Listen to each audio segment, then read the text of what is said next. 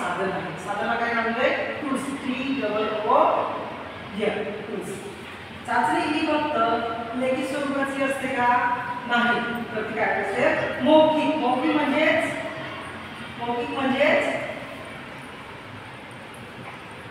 तोंडाद्वारे ना वरून देवा विद्यार्थ्यांसाठी आपण देतो. तर दुसरं काय आहे? प्रॅक्टिकल देतो आपण विद्यार्थ्यांसाठी किंवा त्याला प्रकल्प लिहायला देतो ना. आपण लहान मुले आपल्याला प्रकल्प लिहायला द्यायचे पर्यावरणाचे किंवा बायोलॉजीचे किंवा इतर सर्व विषयांचे द्यायचे आपल्याला.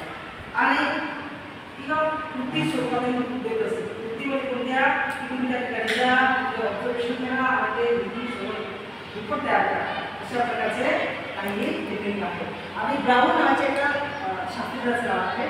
त्यांनी खूप छान चाचणीची संकल्पना दिली आपल्यासमोर. चाचणी ही एखाद्या व्यक्तीची क्षमता, एबिलिटी, ज्ञान, नॉलेज किंवा दिलेल्या क्षेत्रामध्ये कार्यमान किंवा संपादन मोजण्याचे एक पद्धत आहे. असं कोण म्हणतं? कोणाचं नाव आहे? ब्राउन या शास्त्रज्ञाचं नाव आहे. आणि त्याने इंग्लिशमध्ये पण लिहिलेलं आहे, test is the standardization and recognize situation that provides an individual with a score. या व्याख्येत दोन शब्द बोलले आहेत. कोण बोलत आहे? स्टँडर्डायझेशन ना. आपण म्हणतो ना एसटीडी स्टँडर्डायझेशन. स्टँडर्डायझेशन या शब्दाचा अर्थ काय असेल? प्रणाली आणि प्राप्तांकाचा काय असेल? स्कोर. हे दोन शब्द याच्यात आलेले आहेत. सामान्य परीक्षण पद्धती त्याला आपण काय म्हणतो? Common testing procedure.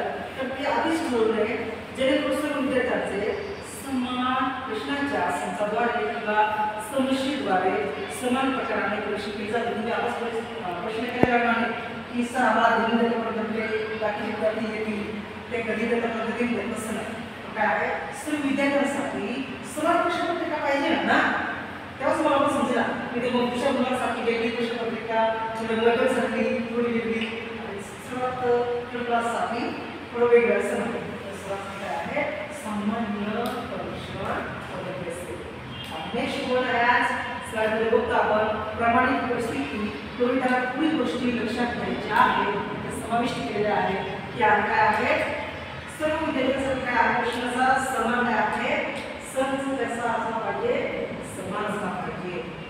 दुसरा आहे सर्व विद्यार्थ्यांसाठी सामान्य किंवा स्पष्टपणे व्याख्या केलेल्या सूचना असल्या पाहिजे. प्रश्नाचे संपूर्ण स्वरूप विद्यार्थ्यांच्या विशिष्ट समूहाकडे निर्देशित केले नाही तर काय होत असतं? त्यांना समजत सुद्धा नाही. काय सुद्धा समजत नाही आणि प्रश्न समजत नाही. काय होत नाही. पुरेशा आशयाचा समावेश असावा. आपण जेव्हा प्रश्नपत्रिका तयार करतो तेव्हा त्या विद्यार्थ्यांना समजल्या जात्या असा प्रश्नपत्रिका असायला पाहिजे. आणि शेवटचं 5 गुणगान. गुणगान काय असतं? आपण त्याला किती गुण दिले पाहिजे? 4 मार्कांना किती दिले पाहिजे? 5 मार्कांना किती दिले पाहिजे? 6 मार्कांना ती प्रणाली निर्धारितपणे लागू करणे. नेक्स्ट आहे चाचण्या काय काय करतात? तर तुम्ही विविध उपयोग होतो हेतूसाठी केला जाऊ शकतो. जसे की त्याच्याबद्दल आहे विशिष्ट गुणधर्मांचं किंवा चल या बाबतीत एखाद्या व्यक्तीच्या सद्यस्थितीचे मूल्य विधान करणे. तुम्ही नोटाबुक घ्यायचं. मूल्यमापन आणि मूल्य विधान या दोन शब्दाचा अर्थ काय असेल? हे नंतर सगळ्या पुस्तकात हेच आहे. 4-5च नाव आहे. मूल्य विधान आणि मूल्यमापन. भविष्यातील यशाची संभाव्यता प्राप्त करणे, अपेक्षित संपादन कमी करण्याच्या कारणाने निदान करणे आणि त्यावर उपाय सुद्धा सुचवणे. शैक्षणिक व व्यावसायिक मार्गदर्शक सुद्धा पुरवणे. आणि पुढचं आहे वर्गीकरण. त्याच्यात त्याला आपण म्हणतो क्लासिफिकेशन. आणि व्यक्ती किंवा व्यक्तीच्या गटाची तुलना किंवा वर्गीकरण करण्याचं वेगळं चाचणीचं सुद्धा एक कार्य आहे. चाचणीचं अजून 6 नंबरचं कार्य आहे विविध प्रश्नांची उत्तरे देण्यासाठी संशोधन करणे आणि संबंधीकरण आणि धोरणात्मक निर्णय तयार करणे. अशा प्रकारचे चाचण्यांचे विविध कार्य आपल्याला लक्षात ठेवायचे. स्लाइड आहे स्वयं अभिवाद तंत्र.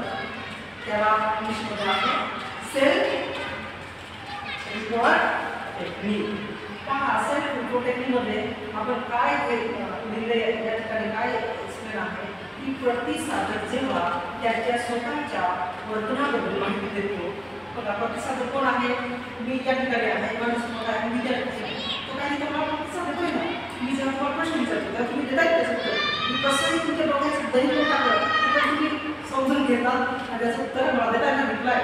हा प्रतिसादक. तर तेव्हा त्याला स्वयं असं म्हणतात.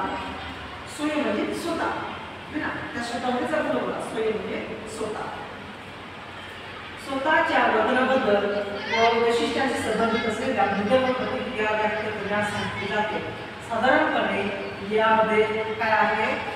आवड असते, कोणाला निवड पण असते ना. मला ते खूप आवडला, हा मला खूप आवडला, माझा मला खूप आवडतो. मला कधी कधी काय वाटते, भीती पण वाटते. गणित विषय आहे, इंग्लिश विषय मला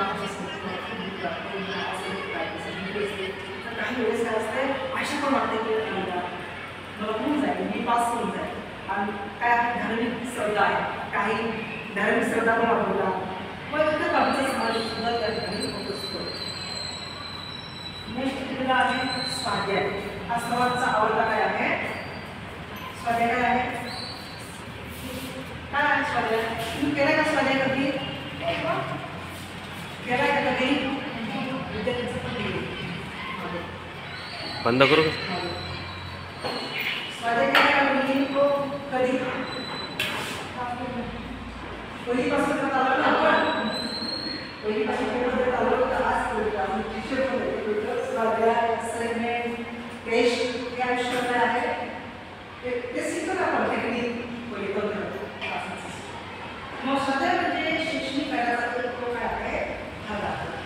स्वाध्यायामध्ये विद्यार्थ्याचा काय तो सराव होतो. आपल्याला असं सांगतात की तुम्ही काय करा, स्वाध्याय बनवा, असेसमेंट लिहा, टेस्ट द्या. एक चॅप्टर झाल्यानंतर आपण टेस्ट घेत असतो. आणि सराव झाल्यानंतर आपल्याला ते काय झालं, अधिक काय होत असते, प्राप्त झालेले आहे. मला कळलं सांगितलं की नाविन्यतामध्ये काय घेतो आपण, नाविन्यता म्हणजे आपल्याला काय म्हणतो,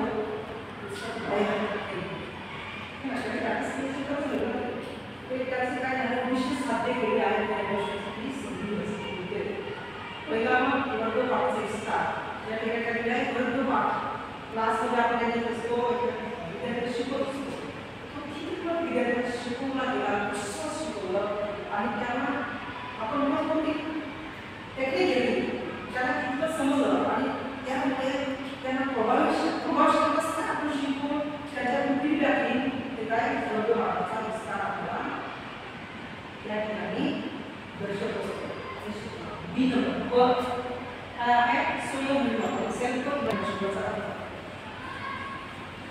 स्वतःमध्ये मूल्यमापन करणे आणि लास्ट आहे विशिष्ट घटकाचा सविस्तर अभ्यास.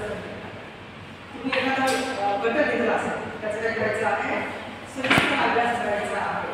आणि तो अभ्यास सर्वांनी काय करायचंय?